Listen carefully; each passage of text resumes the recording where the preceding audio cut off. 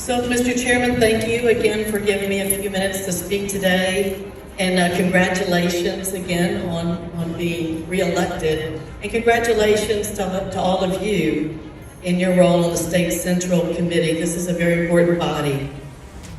And I guess you all know that we have a lot of work ahead of us. Mr. Chairman, you've got a lot of work. The folks in this room, we have a lot of work to do.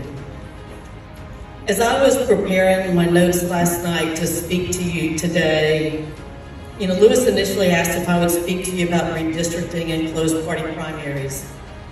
But my mind kept drifting to my experience a couple of days ago at the Slidell Republican Women's Luncheon, where I was invited to be the guest speaker. And even though I'm an active member of this club in my hometown, I was floored to see that the room was overflowing with so many young women who had never been members before, who were there because they were frustrated about the path of our country, and they were drawn to the Republican Women's Group to say, what can we do to change the path of our country? And they wanted to know what were my ideas about how we were going to get it done. So while I'm still happy to talk about redrawing the districts and how we're going to do that in a fair and transparent way, and the pros and cons of closed party primaries, those things suddenly seem a lot less important to me today than telling you what's on my heart and how I was moved by the passion of the ladies in that room. I stand before you today, despite all the biased media, despite all the cancel culture and the censoring. I stand before you today to say loud and clear that I am a proud conservative.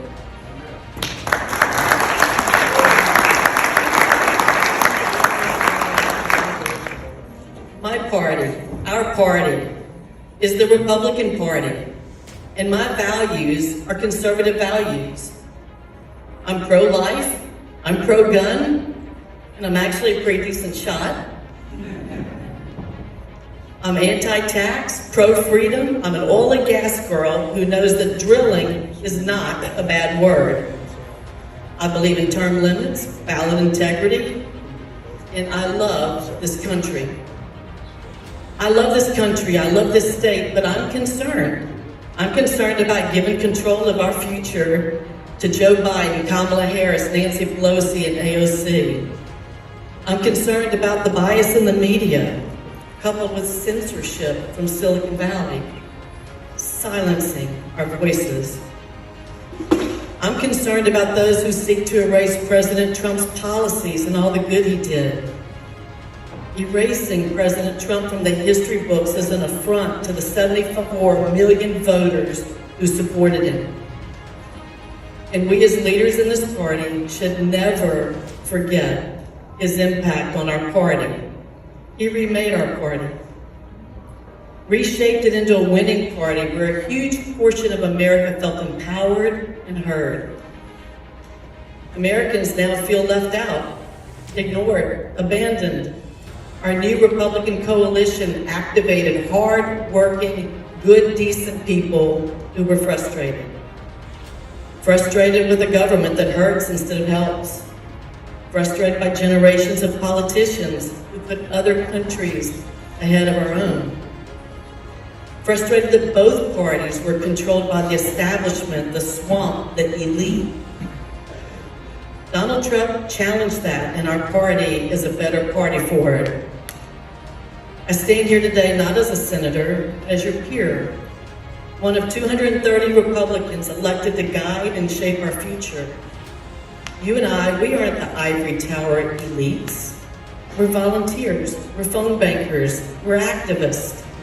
Some of my favorite moments were joining you knocking doors and campaigning on the ground, walking neighborhoods to elect good conservatives. You know what's going on in our party because you are the party. You are the leaders making a difference. And as we stand at this crossroad together, we have two paths before us, as I see it. One path where we cave to the cancel culture, and another path where we look to the future, we learn from the past, and we push to become an even better party. I can't predict the future, but I can prepare for it. We can rise to the challenge and represent our party as the party of positive ideas, where policy results are valued over political rhetoric, where name-calling is replaced with door-knocking, where we turn to our neighbors and make an impassioned defense of why Republican values are good for everyone, where we fight for meaningful change right here in Louisiana. Our state is still weighed down by the bloated, broken, big government system left behind by Huey P. Long and Edwin Edwards. And we're not going to fix it with a tweet or a press release. We're going to fix it only by problem solving, by showing real courage and understanding that rhetoric is not a solution. I believe we can make a difference. My whole life I've been on a mission to fix things, to raise expectations through hard work and never accepting that something couldn't be done. Some of you know I was one of the first women to work and live on an offshore drilling rig. I pioneered a path that had really never been taken before, ultimately rising to become one of the first female executives at Shell. And at that moment in time, as I was one of the highest ranking females there in the largest company in the world, I walked away. I didn't get there because I was a woman. I got there because I had worked my buns off. I didn't move up because of fancy speeches or back slapping. I earned every promotion because I got the job done and I was willing to work. I challenged the status quo, took on tough problems, and how did I solve those? By bringing people together. I loved my job. I was the nerdy engineer and I loved every minute of it. But I loved my family, my children, even more, and it wasn't even close. I gave up my career because of multiplication tables, math. You see, my son Chris was struggling in school and he just couldn't figure it out. My biggest source of stress at that time was not the hundreds of people in my division that I was responsible for, it was my son. In tears, struggling in school, struggling to learn math. People always think that giving up my career must have been the hardest decision of my life. But yet it was actually the easiest, because family comes first, period. I believe that God has a plan, a mighty plan. Had I not made that decision, I wouldn't be in this room today and be in a position to help bring about real change. It's so rewarding to work alongside each of you to make a difference, not for money or profit, but because we know if we don't fix this state, our next generation may be gone. Despite all the turmoil of the last year, I still believe in the Republican Party, our ideals and our values. Our solutions are the absolute best path forward for this nation and for Louisiana. I'm going to defend our values and fight for them every day with a smile on my face. You see, our values are good values. They're positive.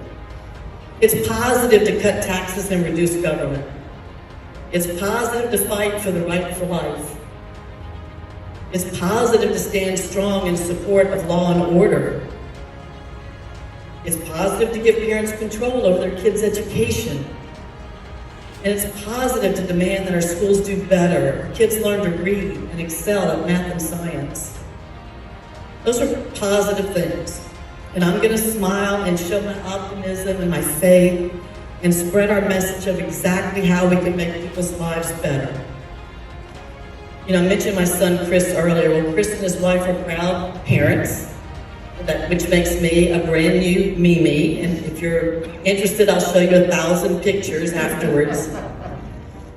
But sadly, Chris and his young family, they call California home. Chris left here because there were better opportunities in California than here in Louisiana. So let that sink in. It's better in California for jobs than it is here in Louisiana.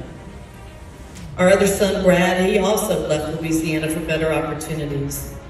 No parent, no grandparent should be forced to keep a family together over Skype or Zoom But that's exactly what we have in Louisiana right now. An out-migration crisis where 80,000 people, sons and daughters, nieces and nephews, grandchildren, friends and neighbors, 80,000 left our state over the last 4 years because Louisiana couldn't give them what they needed. That is just plain wrong. When Mississippi is lapping us in economic development, we know we've got a problem. When over half of the third graders can't read at grade level, we know we've got a problem. When our primary industry that has been our state's bread and butter, an industry that I love, the oil and gas industry, is decimated by frivolous lawsuits, we know we've got a problem. And when you've got a president careless enough to kill 50,000 good-paying Louisiana jobs with a heartless stroke of a pen, we know we've got a problem. Well, I'm still that nerdy engineer, and when I see a problem, I get to work. And that, Mr. Chairman, is what I'm challenging each of us here to do today. And that was my challenge to the Republican women in my hometown. Let's roll up our sleeves. Let's get back to work. Let's learn from the last few years, put on a smile, grab a push card, make a phone call, write a check, and focus on results, not just rhetoric. And let's fight for the values that we love and we cherish. May God bless our country and our state. Let's go get it done. Thank you.